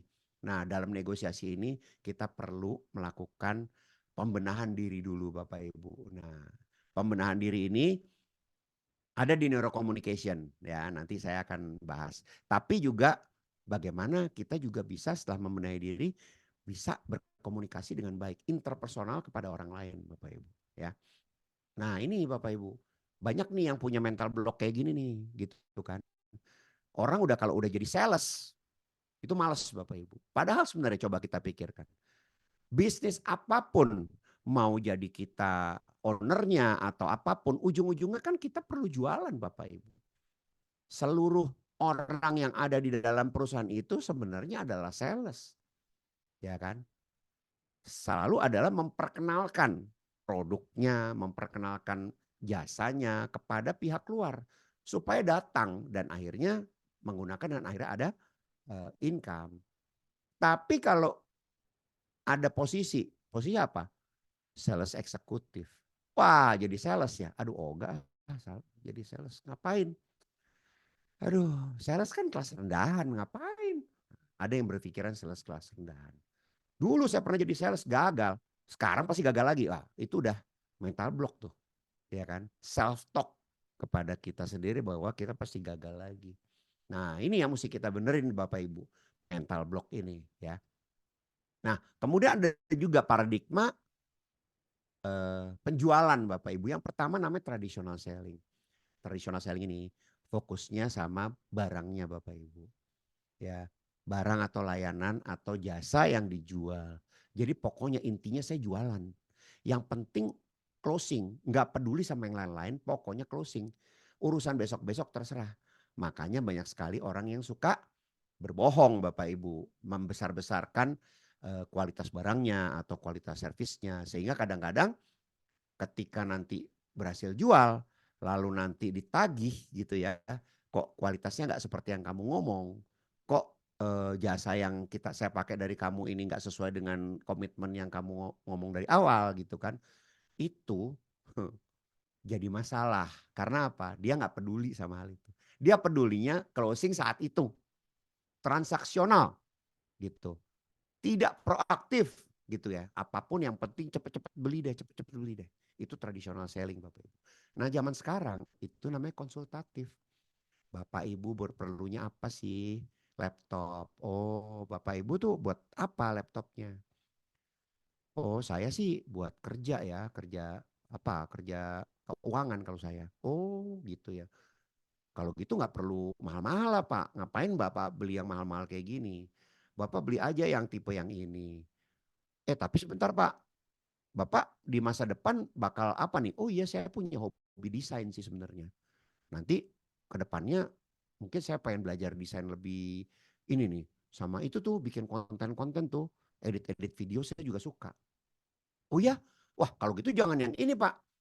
Karena kalau Bapak beli ini nanti Bapak pas mau lakukan editing begitu Bapak mesti beli lagi. Oh iya?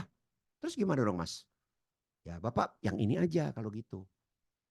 Harganya memang lebih mahal Pak. Tapi ya Bapak tenang aja lah.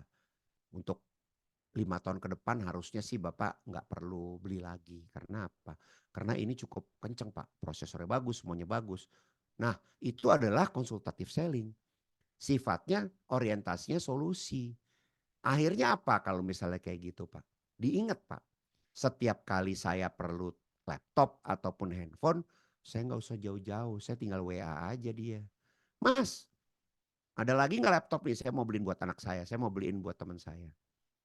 Gitu kan. Jadi Kalau traditional selling Bapak Ibu, kita menjadi pengganggu Bapak Ibu kalau kita kontak-kontak lagi. Menjadi spam. Karena apa? Karena kita tidak punya hubungan yang baik jangka panjang. Tapi kalau kita konsultatif selling, ke depannya kita jadi penyelamat Bapak Ibu. Jadi apa? Teman nama dia gitu kan. Nah, ini paradigma kayak gini ini juga perlu kita pahami. Karena apa? Yang namanya neuromarketing itu nggak bisa pakai traditional selling begitu. Karena apa? Syarafnya orang nggak kena Bapak Ibu kalau Bapak Ibu cuman fokus gituannya doang ya. Nah, nanti di dalam situ saya juga akan ajarkan Milton Model.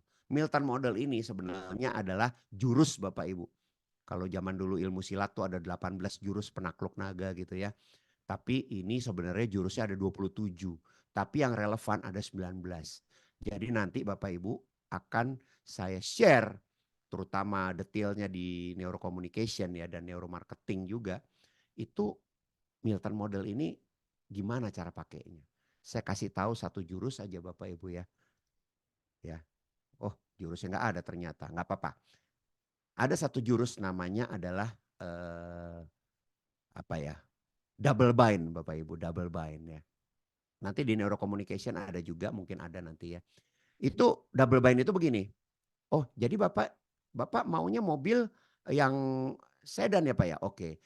Jadi Bapak maunya mobil yang warna merah apa warna biru Pak? Nah, double bind. Mau merah atau warna biru. Intinya kan sama-sama beli mobil. Tapi seakan-akan dia kasih ilusi pilihan. Itu ilusi. Bapak mau bayarnya pakai kartu kredit atau mau pakai cash? Bapak mau ambil paket yang premium atau mau ambil paket yang standar? Ya. Bapak mau ambil yang satu set, apa Bapak mau ambil yang ala carte? Itu double bind namanya. Intinya kan beli dua-duanya. Nggak ada pilihan nggak beli, semuanya beli. Bapak Ibu, itu salah satu jurus di Milton Model ini Bapak Ibu. Ya. Oke, saya lanjut ke bagian neurocommunication Bapak Ibu langsung ya saya. Neurocommunication itu bicara mengenai apa? Intinya adalah multiple intelligence dan terutama emotional intelligence Bapak Ibu. Emotional intelligence itu bicara intrapersonal ya, komunikasi diri sendiri dan interpersonal di antara individu Bapak Ibu. Jadi kalau bicara neurocommunication ini itu sangat erat hubungannya dengan emotional intelligence ya. Nah, ini otak yang tadi Bapak Ibu ya. Kalau ngomong neuroscience in communication itu bukan cuma bicara sama anak buah atau sama konsumen Bapak Ibu. Untuk bicara sama anak, bicara sama orang tua, bicara sama pacar, bicara sama suami, sama istri, sama teman, sama tetangga, sama siapapun, sama tukang, sama satpam, sama hansip di rumah kita gitu ya. Tukang sampah yang setiap hari angkat sampah kita, itu semuanya menggunakan komunikasi dan ada dasar ilmu neuroscience-nya Bapak Ibu ya. Jadi gini Bapak Ibu, kalau Bapak Ibu punya berkomunikasi dengan orang lain. Yang pertama, yang bereaksi duluan. Ingat, reptilian brain ini reaktif, bukan proaktif. Reptilian brain akan proaktif langsung. Ketika berkomunikasi dengan orang lain, dia akan bertanya, aman gak sih pembicaraan ini? Aman gak sih bicara sama orang ini? Oh aman, aman. Oke, kalau gitu yang kedua, limbic systemnya, emosinya bilang, menarik gak pembicaraan ini? Oh, oke, menarik. Begitu udah menarik, ini yang paling berat ya. Filter mental atau critical factor atau CF di sini. Logikanya Bapak Ibu, rasionalnya Bapak Ibu baru ngomong di sini. Menembus nggak? Bisa diterima pikiran bawah sadar kita nggak? Ya kan? Kalau nggak bisa diterima pikiran bawah sadar kita, walaupun menarik Pak, hilang Pak, lupa. Habis gitu nggak inget lagi. Ya. Jadi makanya kalau Bapak Ibu berkomunikasi dengan siapapun ya, kalau misalnya emosinya sudah main ya, logiknya dia biasanya udah lebih gampang buat ditutup Bapak Ibu. Tapi kalau misalnya enggak menarik, itu filter mentalnya masih ketutup ya. Bapak Ibu yang ikut L1 tahu ya, filter mental itu adalah logika sebenarnya ya. logika. Ya, oke. Ya. Lalu emotional intelligence itu sebenarnya cuma 2 yang tadi saya katakan. Cuma ada intrapersonal, communication, bicara mengenai kesadaran diri dan manajemen diri. Dan interpersonal communication, bicara mengenai kesadaran sosial dan manajemen relasi. Kalau ini ke diri sendiri, yang ini sama orang lain. Sekali lagi itu Bapak Ibu. Cuma 4 poin aja. 4 poin aja ya. Tapi gimana itu, gimana caranya gitu kan. Jadi emotional intelligence itu begini Bapak Ibu. Ini nih sudah ditemukan lama sama yang namanya Peter Salovey dan John Mayer. Bukan John Mayer pemusiknya. Tapi kita taunya dari orang namanya Daniel Goleman. Karena dia yang bikin buku yang judulnya Emotional Intelligence. Kecerdasan emosi itu si Daniel Goleman. Gitu kan. Dulu Bapak Ibu, waktu saya kecil, saya selalu dibilang sama orang tua saya. Kamu sekolah yang tinggi ya. Kalau kamu nanti sekolahnya tinggi, kamu pasti sukses. Itu orang tua zaman dulu begitu tuh. Bicara IQ. Ketika sekolah kamu tinggi, kamu pasti sukses. Kalau IQ kamu nanti tinggi, kamu pasti sukses. IQ itu kan intelligence quotients. Kecerdasan secara hard skill kita ya. Kecerdasan ngitungnya hebat gitu ya, menghafalnya, tahu pengetahuan umum dan lain sebagainya. Itu IQ Bapak Ibu. Tapi Bapak Ibu, di tahun 1995 banyak para peneliti bingung. 70% orang dengan IQ rata-rata itu malah lebih hebat dari yang IQ-nya tinggi Bapak Ibu. Ternyata resepnya adalah IQ harus ditambah sama EQ baru bisa jadi sukses. Faktor penting EQ itu karena apa? Kalau seseorang IQ-nya tinggi tapi dia tidak bisa menguasai dirinya. Apalagi menguasai orang lain akan anggap rendah dia. Percuma dia pinter. Nggak punya akhlak. Dibilangnya begitu kan.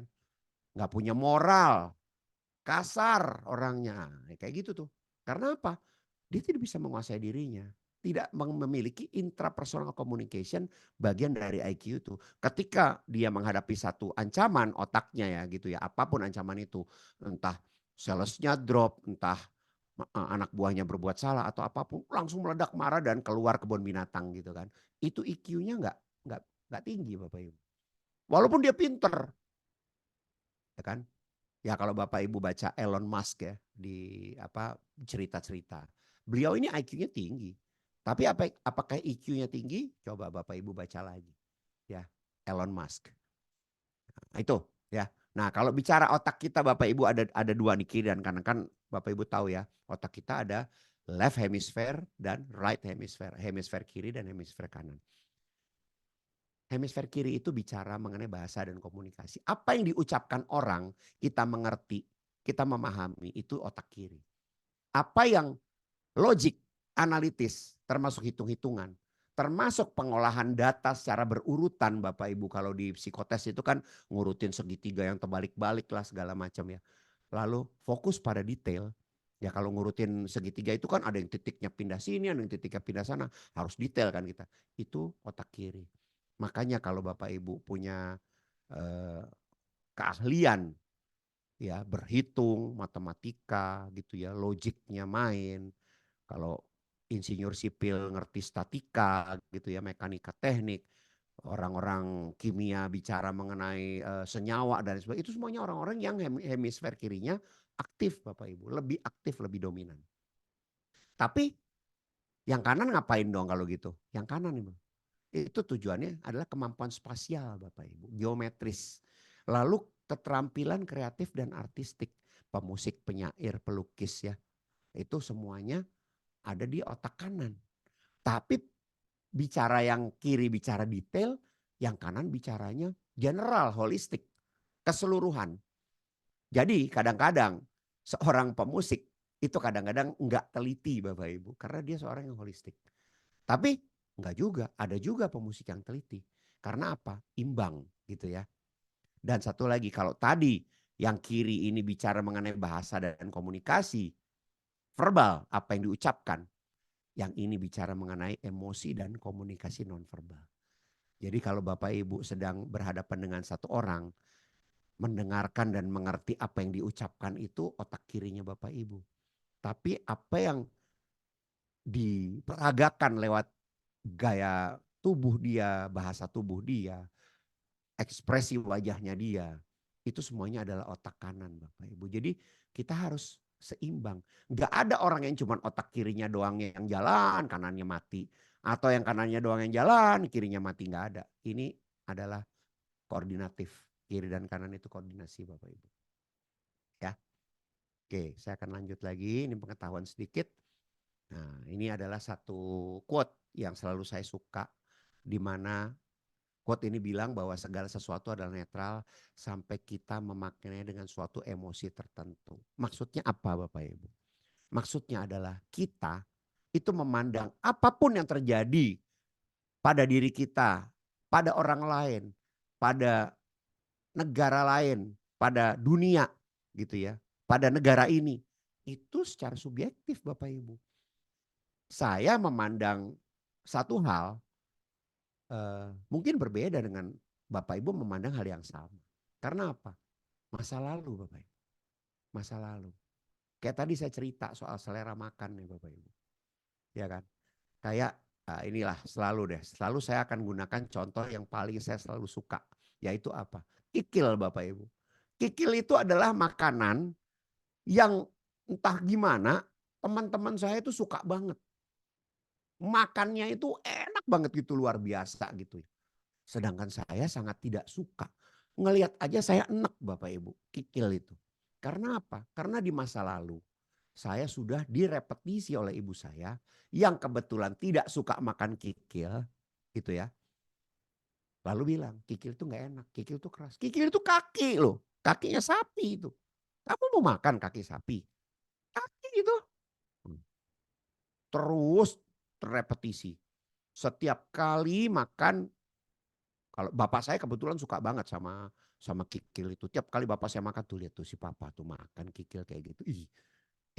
Begitu. Itu masa lalu saya tentang kikil ini itu demikian jelek gitu loh. Dapat repetisi gitu ya, membayangkan dan lain sebagainya. Akhirnya apa? Sampai sekarang itu jadi program dalam otak saya, Bapak. Subjektif. Sama kayak cerita duren tadi. Bapak saya suka duren. Saya begitu masa lalu saya mencium buah duren itu enak, itu mantep, itu manis, itu enak rasanya. Sehingga apa? Program lagi, ya kan? Sehingga sekarang mencium bau duren, langsung saya cari di mana sumbernya gitu. Wah, dia yang manis gak nih? Langsung saya tawar, langsung saya coba. Saya beli akhirnya gitu kan. Itu masa lalu Bapak Ibu. Ya. Jadi masa lalu ini itu membuat kita jadi subjektif. Ya, ini di neurocommunication ini sangat penting nanti. Ya, nanti juga saya akan share mengenai nilai dan juga belief. Belief ini Bapak Ibu seperti agama kita. Makanya Bapak Ibu, dua orang yang agamanya berbeda, kalau diskusi, debat tentang agamanya masing-masing, nggak akan ada yang menang Bapak Ibu. Nggak akan ada yang kalah Bapak Ibu. Karena apa? Bicara keyakinan. Keyakinan saya dengan keyakinan Bapak Ibu mungkin berbeda. Sehingga itu tidak bisa didebatkan. Sama juga keyakinan politik Bapak Ibu. Saya dukung paslon X gitu ya. Paslon X. Sedangkan teman saya paslon Y gitu kan. Wah, itu nggak akan bisa dah. Makanya yang sekarang itu yang terjadi polarisasi politik itu karena itu Bapak Ibu. Karena beda keyakinan tapi diadu. Sama kayak beda keyakinan religi tapi diadu. Gimana caranya? Keyakinan itu kan di diri kita. Nggak bisa. Gitu ya. Termasuk budaya sosial pribadi itu juga belief. Kalau nilai beda lagi gitu ya. Nilai-nilai ini kan norma-norma dalam masyarakat ya Bapak Ibu ya. Ini juga penting. Tapi bukan berarti nilai-nilai ini mutlak. Artinya apa? Nilai-nilai ini juga dipengaruhi sama budaya juga Bapak Ibu. Mungkin nilai-nilai yang dianut sama kawan-kawan saya yang ada di Sumatera gitu ya. Mungkin beda dengan yang di Jawa gitu ya. Beda gitu ya secara budaya gitu ya. Mindfulness Bapak Ibu. Mindfulness ini adalah satu tools Bapak Ibu. Di dalam neurocommunication saya akan ajarkan mindfulness ini. Mindfulness itu bicara mengenai kesadaran. Sebenarnya apa mindfulness ini? Mindfulness ini adalah bagaimana kita hadir saat ini. Coba Bapak Ibu. Pikirkan ya. Ingat-ingat. Pernah nggak Bapak Ibu menikmati apapun yang saat ini ada di hadapan kita? Misalnya Bapak Ibu lagi makan, pergi makan.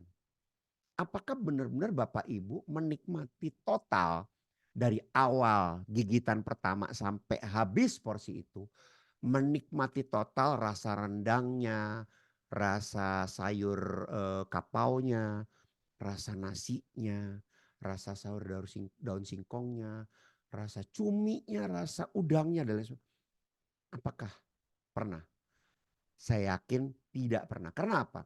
Pas kita makan, otak kita bicara traveling back ke masa lalu. Ya kan? Mikirin tentang dulu apa segala macam, mikir masa depan, mikirin besok kerjaan bagaimana, target belum sampai gitu kan, ini belum setor laporan apa, tapi sambil makan gitu kan, tiba-tiba habis aja. Lalu apakah Bapak Ibu menikmati makanan itu? Karena Bapak Ibu tidak mindful, karena fokus otak Bapak Ibu itu ada di tempat lain dan bukan di nasi padang itu. Bukan di nasi kapau itu. Itu Bapak Ibu ya. Ini adalah mindfulness, nanti kita belajar kalau ada di kelas neuro communication nanti Bapak Ibu ya. Ya, sama communication model ini Bapak Ibu. Gini Bapak Ibu, communication model ini sebenarnya kurang lengkap judulnya, tapi sebenarnya judulnya adalah NLP communication model. NLP ini Bapak Ibu ya. Neuro Linguistic Program Communication Model. Gini Bapak Ibu. Ibarat Bapak Ibu adalah si Mbak yang pakai baju kuning ini ya. Mbak baju kuning ini tiba-tiba diomel-omelin sama si Mas yang berjenggot ini Bapak Ibu, yang tangannya lagi kayak cakar ini gitu kan. Dimarah-marahin sama dia. Ini kan perilakunya dia. Memperlakukan si baju kuning ini dengan marah-marah. Lalu si baju kuning ini berpikir melakukan respons secara internal. Dia kenapa ya? Kenapa ya? Kenapa dia marah-marah? Oh, dia menganggap meremehkan saya ini. Oh, dia kurang ngajar sama saya ini. Oh, dia pikir saya siapa ini. Sehingga terjadilah external behavior di mana yang kuning ini marah balik ke dia. Marah balik ke dia. Gitu Bapak Ibu. Nah, ketika sudah marah balik, si bapak yang kumisan ini, yang jenggotan ini, itu mikir lagi. Loh, saya marah sama dia, dia marah balik sama saya. Kurang ajar nih cewek. Berani-beraninya sama saya. Gitu kan. Egonya sebagai seorang laki-laki keluar makin gitu, dipukul gitu kan, dipukul lah cewek itu gitu kan, sehingga cewek itu ketika dipukul berpikir lagi, wah kenapa nih pukul, wah tindakan pidana, lalu itulah lingkarannya. Tapi yang terjadi akan berbeda kalau si Mbak berbaju kuning ini dimarah-marahin sama si bapak ini, lalu dia berpikir, oh mungkin dia lagi stres, oh mungkin dia sedang menghadapi masalah yang sangat berat di kantornya atau di keluarganya. Sehingga internal response dia begitu, dia external behaviornya ada apa? Sudah Pak, sabar ya, ini saya ambilkan minum Pak. Saya ambilkan minum, Bapak minum dulu, tenang dulu ya. Tenang, udah Bapak tenang aja. Jangan marah-marah Pak, santai aja Pak, santai ya. Minum, Bapak perlu apa? Bapak perlu makanan, saya ambilkan sebentar ya Pak. Sehingga ketika internal response dia menimbulkan external behavior yang seperti itu, yang baik seperti itu, dia akan berpikir, kenapa saya marah-marahin dia, kok dia malah baik sama saya. Sehingga dia jadi sabar, tenang. Akhirnya apa? Minta maaf. Dan ketika minta maaf, mungkin besok-besok dia akan berbuat hal yang lain. Ini adalah communication model yang perlu kita mengerti Bapak Ibu. Dimanapun kita melakukan kegiatan apapun, model ini akan selalu ada Bapak Ibu. Ya. Nah, berkomunikasi dengan orang lain itu bicara mengenai simpati dan empati. Lalu bagaimana menghadapi emosi orang lain Bapak Ibu. Dan terakhir adalah bagaimana membangun raport. Ini semuanya terkait sama emotional intelligence Bapak Ibu ya. Nanti juga kita akan belajar mengenai apa itu yang namanya active listening. Bapak Ibu tahu nggak? Kita semua yang ada di sini itu tuh nggak suka tuh dengerin. Sukanya adalah ngomong. Sehingga kita sering banget motong pembicaraan orang. Motong pembicaraan orang gitu ya. Kemudian juga kita sering juga dipotong. Dan kalau kita nggak suka dipotong, kita potong balik. Tunggu dulu. Biar saya selesaikan dulu omongan saya. Wah saya potong dulu. Karena semua orang sukanya ngomong Bapak Ibu. Ya. Makanya yang namanya active listening itu sebenarnya adalah suatu skill adalah satu keahlian Bapak Ibu, karena nggak semua orang bisa. Ya, nah di dalam neurocommunication saya akan ajarkan bagaimana melakukan active listening Bapak Ibu nanti. Ya, lalu saya akan bahas mengenai bias bawah sadar. Di sini ada 10 bias bawah sadar ya. 10 bias bawah sadar ini nggak cuma 10 sebenarnya, banyak gitu ya. Tapi ini yang sering terjadi ya Bapak Ibu. Dan terakhir saya akan perkenalkan dengan 3 orang ini Bapak Ibu. Orang yang narsistik, Machiavellianism, dan psikopat. Ini karakter orang yang toksik Bapak Ibu. Dan selalu Bapak Ibu temuin dimanapun. Ya, walaupun dalam tahap yang mungkin tidak seperti di film-film lah ya. Sampai dia bisa potong-potong orang gitu ya, psikopat gitu ya. Enggak kayak gitu. Tapi nanti saya di dalam neurocommunication saya akan ajarkan bagaimana spotting, mengenali orang yang narsis, orang yang Machiavelli, dan orang yang psikopat. Bagaimana. Dan bagaimana hadapinnya. Gitu ya Bapak Ibu. Ya mungkin demikian Bapak Ibu, ya saya akan ada kelas di 15-16 besok neurobisnis ini. Waktunya lebih panjang ya, karena 2 hari kali 2 jam gitu ya, jadi 4 jam. Jadi saya nggak akan terburu-buru seperti hari ini untuk kasih materinya. Saya kembalikan ke Mas Opan, silakan Mas Opan. Ya, baik. Terima kasih Master Francis yang keren luar biasa ya. Tadi ilmunya Bapak Ibu ya. Ya, baik. Seperti yang diinformasikan tadi di awal kelas, kita akan buka sesi tanya jawab 3 penanya aja ya. Ya, silakan Bapak Ibu, ada yang mau bertanya bisa via chat maupun via langsung raise hand aja Bapak Ibu. Ya, silakan Pak Nuhendi ya. Silakan diaktifkan mic-nya ya Pak Nuhendi. Selamat malam Pak Francis. Selamat malam Selamat Pak. malam. Selamat malam. Izin bertanya Pak untuk Pak. nanti pelatihan yang tanggal 15-16 ya Pak. Itu apakah ada pelatihan misalnya untuk teknik negosiasi gitu Pak ya, karena kebanyakan kan bisnismen itu hampir sebagian besar porsinya itu melakukan negosiasi ya, apapun lah, termasuk business development ataupun terutama pengembangan usaha atau mencari bisnis-bisnis baru itu kan kita pasti berhubungan dengan pihak lain Pak. Nah apakah ada semacam pelatihan untuk menghipnosis itu, apakah kita mempelajari orang itu bisa ngikutin maunya kita atau gimana Pak? Kira-kira gitu. Thank you Pak. Itu aja Pak, satu ya. Saya jawab dulu ya Pak Mas Opan ya, biar nanti nggak lupa saya pertanyaan. Oh ya, siap. Teknik itu namanya waking hypnosis Pak Nuhendi. Ya, jadi waking hypnosis itu kita melakukan hipnosis dengan kondisi sadar gitu ya. Nah, teknik ini akan saya share itu di kelas neurocommunication. Karena yang namanya negosiasi itu sebenarnya bicara komunikasi kan Bapak. Bagaimana kita bisa membuat orang yang ada di depan kita ini ikut maunya kita. Atau paling enggak terjadi satu win-win yang istilahnya untungnya kita lebih lebih oke lah gitu ya. Gitu ya. Jadi nanti ada teknik building rapport namanya Pak Nuhendi. Nah, building rapport ini itu adalah bagaimana kita bisa mempengaruhi pikiran bawah sadar dari lawan bicara kita, mitra bicara kita tanpa kita melakukan induksi. Mohon maaf nih Pak Nuhendi udah ikut L1 L2 atau belum ya Pak? Sudah ikut L1 Pak. Sudah ikut Belum, L1 ya? Iya L1 baru L1. Pak Nuhendi di kota apa Pak? Maaf. Saya di Jaksel Pak, Jakarta Selatan. Selatan ya, berarti ikut sama Pak Afifi ya sempat ya? Iya, kemarin dengan Pak Afifi. Pak Afifi ya, oke. Jadi gini Pak, kalau di L1 itu bicara induksi ya Pak ya, induksi gitu ya, lalu tanda kutip deepening dan lain sebagainya. Tapi kalau waking hypnosis itu Pak, kita langsung lakukan shortcut Pak.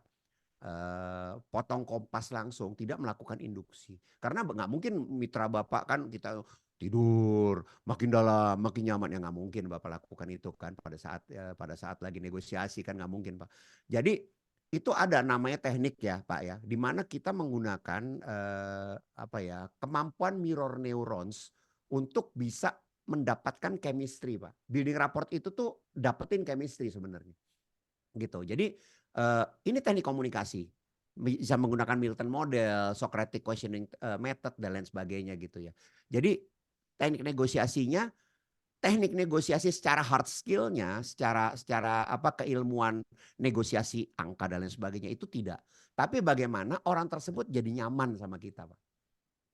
Ketika orang itu sudah nyaman dengan kita, Pak, itu ibaratnya ya Bapak mau apa sih?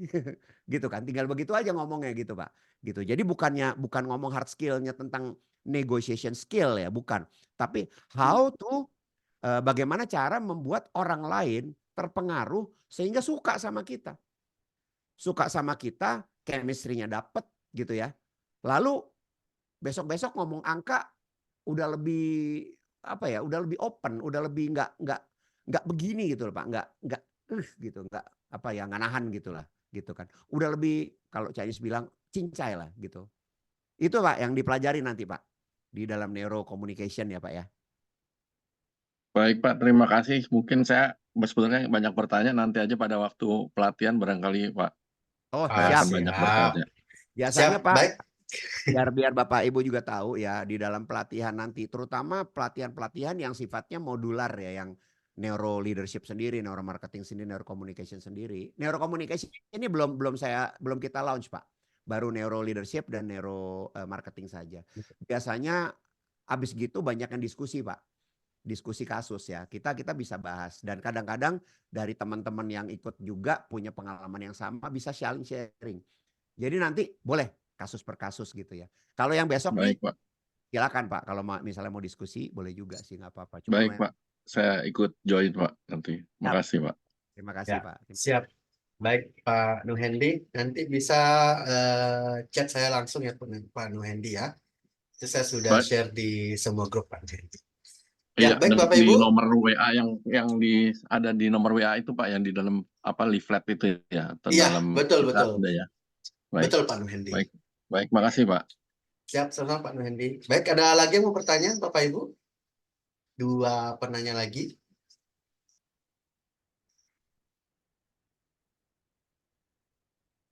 Bisa via chat atau ini sudah jelas ya Bapak Ibu ya?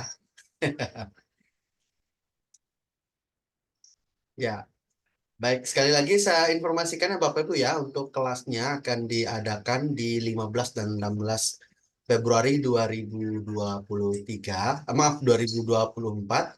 Jadi di hari Kamis dan Jumat ya Bapak Ibu ya.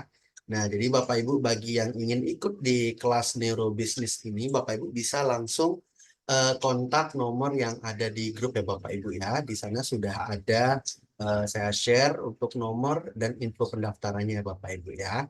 Dan besok juga atau malam ini juga akan kami share langsung untuk rekaman untuk preview malam ini ya Bapak Ibu ya. Ya, mungkin cukup sekian ya Master. Kayaknya sudah tidak ada yang bertanya lagi nih. Udah paham semua kayaknya. Itu ya di kelas benarnya. Ya, baik. Saya yakin Bapak Ibu banyak yang tertarik dan juga ini sudah ada beberapa yang chat. Terima kasih sudah ikut di kelas preview malam hari ini ya. Dan untuk yang chat, seperti yang saya bilang tadi ada yang bertanya nih untuk kelasnya kapan. Seperti yang saya infokan tadi sekali lagi di hari Kamis dan Jumat 15 dan juga 16 Februari 2024. Nah, jadi Bapak Ibu jangan lewatkan kesempatan ini ya Bapak Ibu ya. Karena ini kelas yang batch kedua untuk neurobisnisnya Bapak Ibu. Dulu di batch pertama itu wah lumayan rame Bapak Ibu. Jadi jangan mau kalah ya Bapak Ibu ya. Dengan alumni yang sudah ikut, saya yakin Bapak Ibu pasti tertarik nih dengan materi-materi yang sudah disuguhkan oleh Master Francis pada malam hari ini. Ya, terima kasih Master Francis untuk waktunya Master ya, dan juga Bapak Ibu terima kasih atas waktu dan atensinya selama kurang lebih 1 jam lebih jadinya Bapak Ibu ya. Dan sampai jumpa di kelas nanti. Untuk di kelas akan diadakan 2 malam sekali lagi. Dan cukup sekian untuk malam hari ini. Jangan lupa untuk besok pagi ya Bapak Ibu ya, kita berjuang melalui pemilihan umum untuk besok untuk calon pemimpin kita di 5 tahun ke depan Bapak Ibu. Jawaban dari hasil mau diri dan sekian. Assalamualaikum warahmatullahi wabarakatuh. Selamat malam Bapak Ibu. Selamat istirahat. Mohon izin. Yuk, makasih ya Pak. Makasih. Ya. Pak Nuhendi nanti bisa langsung chat saya Pak Nuhendi ya. Maupun Bapak Ibu yang ingin daftar. Baik siap, Pak. Terima kasih. Sampai jumpa. Terima kasih. Selamat malam. Selamat istirahat Bapak Ibu. Yo, makasih Ya. Master.